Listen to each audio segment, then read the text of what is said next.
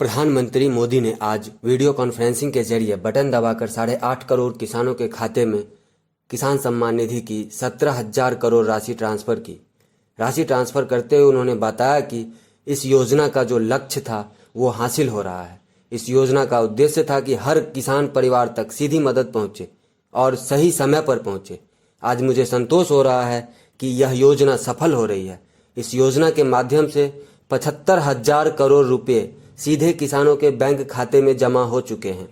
इसमें से 22,000 करोड़ तो कोरोना काल में किसानों तक पहुंचाए गए।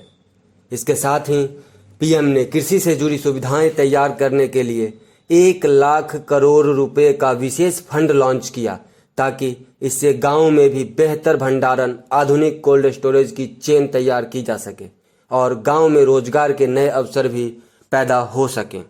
हल की पूजा करके ही अपने कारोबार को चलाता है, तो ऐसा एक पवित्र दिवस आज एक बहुत बड़ी योजना लेकर के आए हैं।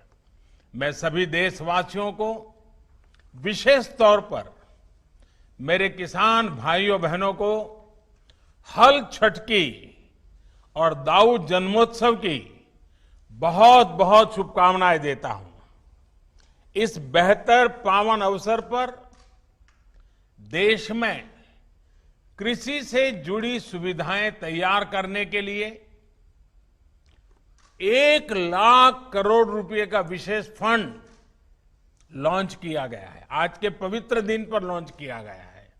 इससे गांवों में बेहतर भंडारण, आधुनिक कोल्ड स्टोरेज की चेन करने में मदद मिलेगी और गांव में रोजगार के अनेक अवसर तैयार होंगे। इसके साथ साथ 8.5 करोड़ किसान परिवारों के खाते में पलक झपकते, आपने देखा होगा, स्विच ऑन किया और पीएम किसान सम्मान निधि के 17,000 करोड़ रुपए सीधे 8.5 करोड़ किसानों के खाते में जमा हो गए।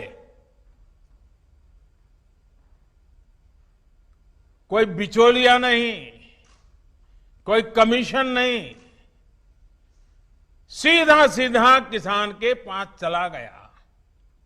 संतोष इस बात का है कि इस योजना का जो लक्ष्य था वो लक्ष्य हासिल हो रहा है। हर किसान परिवार तक सीधी मदद पहुंचे और जरूरत के समय पहुंचे, इस उद्देश्य में ये योजना सफल रही है।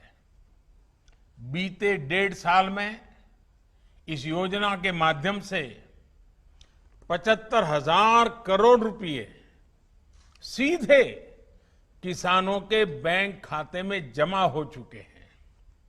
इसमें से 22,000 करोड़ रुपए था कोरोना के कारण लगे लॉकडाउन के दौरान किसानों तक पहुंचाए गए हैं।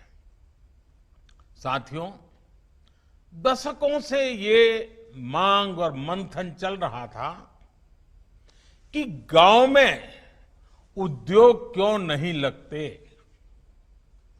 जैसे उद्योगों को अपने उत्पाद का दाम तय करने में और उसको देश में कहीं पर भी बेचने की आजादी रहती है, वैसी सुविधा किसानों को क्यों नहीं मिलती।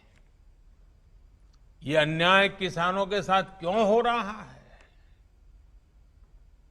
अब ऐसा तो नहीं होता कि अगर साबुन का उद्योग किसी शहर में लगा है तो उसकी बिक्री सिर्फ उसी शहर में होगी।